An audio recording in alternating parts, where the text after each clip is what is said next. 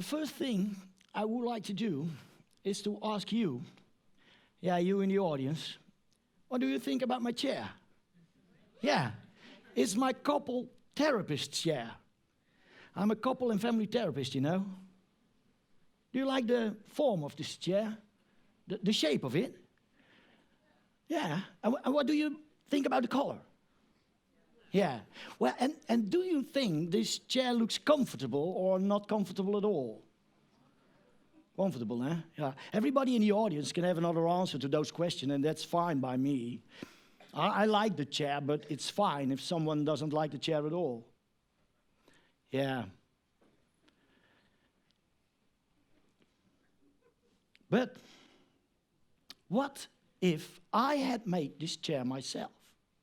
With all that's in me, and with some help of my father, who passed away a few years ago, then something completely different would happen to me regarding your criticism of this chair.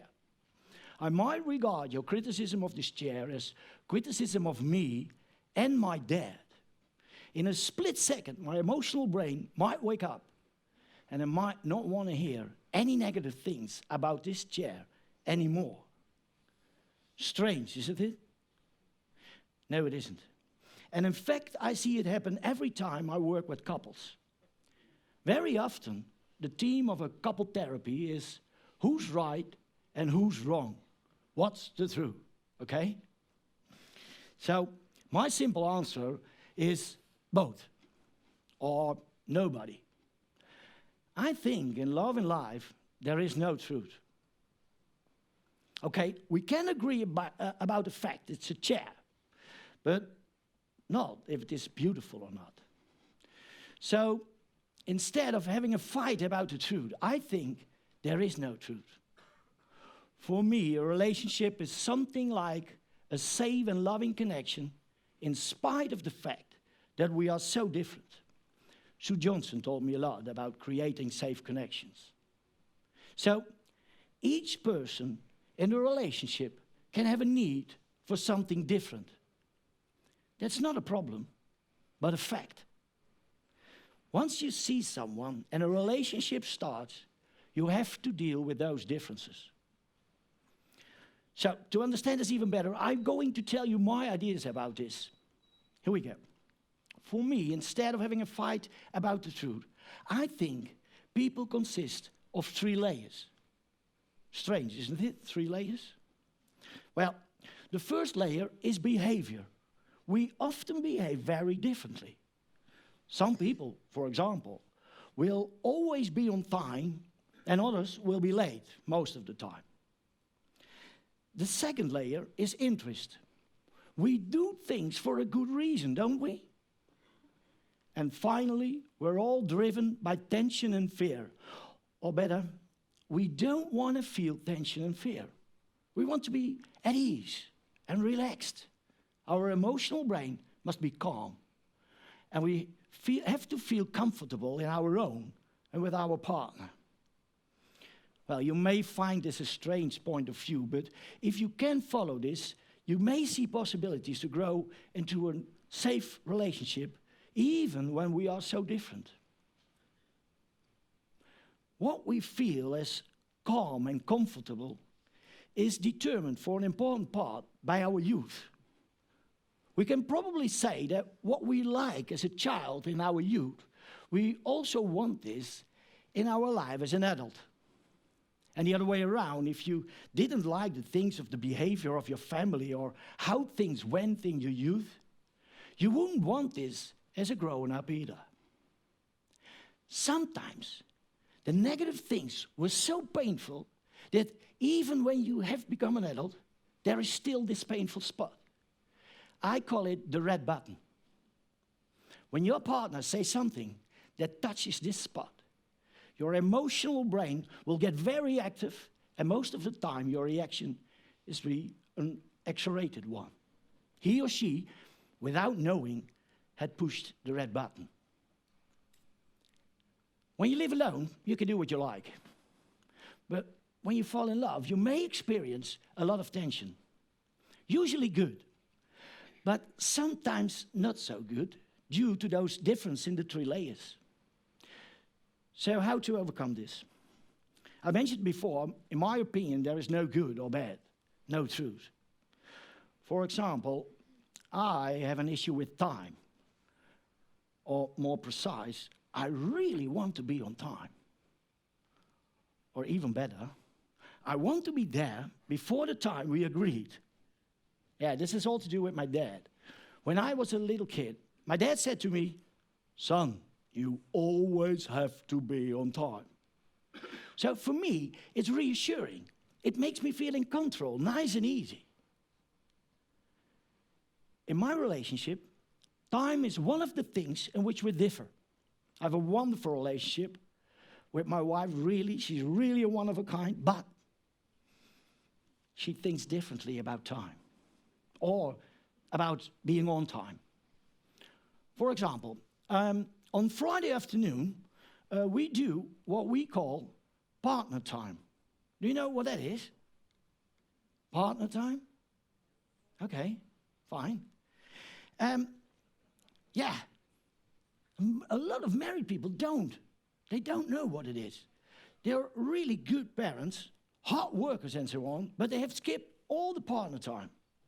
We have done this since the start of our relationship, even when the children were very young.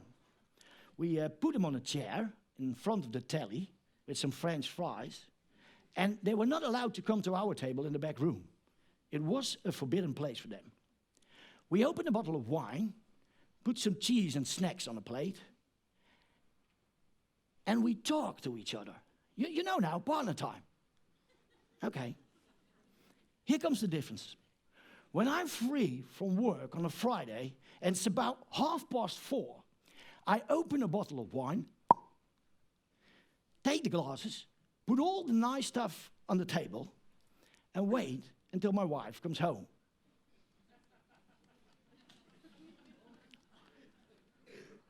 Most of the time, she's a little bit late.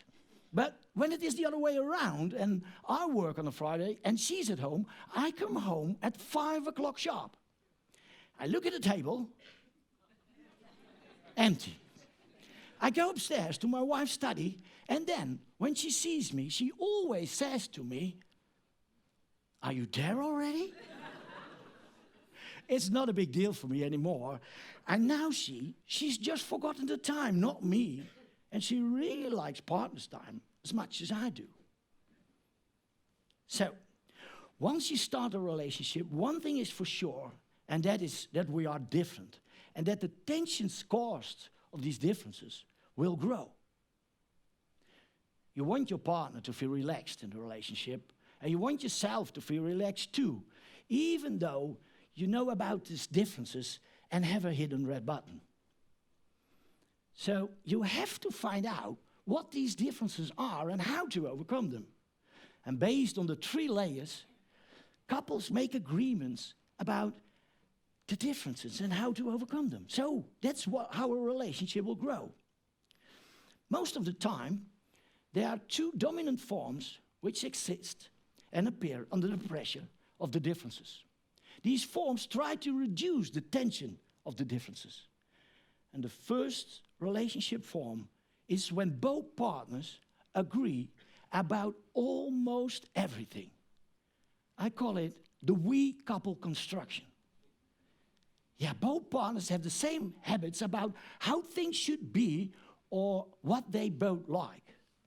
For example, classical music, bedtime at 10:30 p.m., going on nature holidays, having the same bikes and clothes. You know those couples, don't you? Yeah. And if it is really like that, there is no reason for tension about differences because there are almost no differences at all. Nice and easy, wouldn't you agree? So I would describe the other form, which appear under the pressure of overcoming the differences, as a so-called above and under position. One of the 2 partners is most extrovert and good in finding solutions. This partner likes to take responsibility and likes to make sure things goes in his or her way. Not as a dictator, but just to avoid problems and have a good life and relationship. This is the one in the above position. So, the other partner is more introvert, needs more time to think about things, and is used to following the good ideas of the other one. Not as a victim, but because, yeah, it feels good that the other partner has these great ideas and expresses his or her opinion about things so easily. Sometimes the above and under position switch depending on the topic. So, well, when this starts and there is this above and under position, yeah, people have to find out how to go and grow. Well,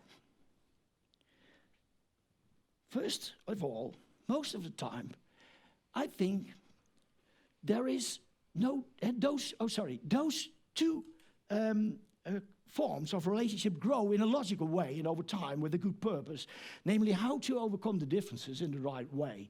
But on the long term, they may not work well because nobody feels or thinks the same about everything. So, when one of the two partners has a more deviant opinion, this tension will suddenly explode, and a lot of tension comes out and may affect the relationship. And in the other construction can collapse in two ways. The one above will get tired of always having to be the one in charge, and finally wants a partner who wants to take more initiative and responsibility. Or the other way around, the partner in the under position is get tired of always going along with the ideas of the other one and finally wants to do what he or she wants, even when he knows or she knows that the other partner doesn't like this. As a couple therapist, I never met a couple that said to me, our relationship construction is failing. I never heard that. So, in my opinion, there are 3 symptoms that gives me an idea whether a couple is dealing with the right differences in the right way or not. And the first symptom is a lot of quarreling or withdrawal behavior. Couples fight about the smallest things or live next to each other without a real loving connection. More like brother and sister. The second symptom is illness or disease. One of the two partners becomes ill. This can be both physically or mentally ill. Because of the tensions which exist and continue, the emotional brain will get highly tensed, which will shut down our health immune system. And finally, and probably the most painful one, is falling in love with another person or getting into an affair with someone else. Yes, I would describe affairs most of the time as a painful and cruel way of letting the other partner know that the way in which we are connected and try to overcome our differences is not right for me. This partner was not able to communicate his or her pain regarding the tensions in the relationship, meet someone else who is better able to tune in on his or her desires, and the affair starts. Esther Perel did a wonderful TED Talk about affairs. So, these 3 symptoms give us a good idea about the tension and the differences. Sometime, however, we are too late. When a couple has been in this destructive situation for a long time, then nothing can help them. But most of the time, a couple can grow into a safe, connected relationship and even learn to overcome the differences in the right and safe way. Do you see the safe, connected relationship already? I always have to think about the first period in a relationship. When 2 people fall in love, they talk a lot about important things of the relationship. And they do this most of the time in a special way, in an appreciative, inquiry way. I would describe it with the words softness, openness, honesty, and curiosity. If you listen to the desires and needs of your partner in this way, the other one feels that there is respect and a tune-in to these deeply personal needs. And then they may even dare to tell you about the hidden red button. People do not always want to have their way, but they have to know that they can think and feel in their own personal way, and that there is respect and understanding to those needs. So, if we accept that we are two different people with 3 layers, with or without a red button, and we don't argue about the first layer, argue about the behavior and the truth, but are really interested in the 2 other layers, and at the same time we're open about our own needs and layers, then we may grow into a safe communication and connection. When we grow and communicate in this way, and know about the 3 layers and how to overcome the differences, there will be a safe and loving connection, even when we are so different as partners. And we will live happily ever after. Thank you.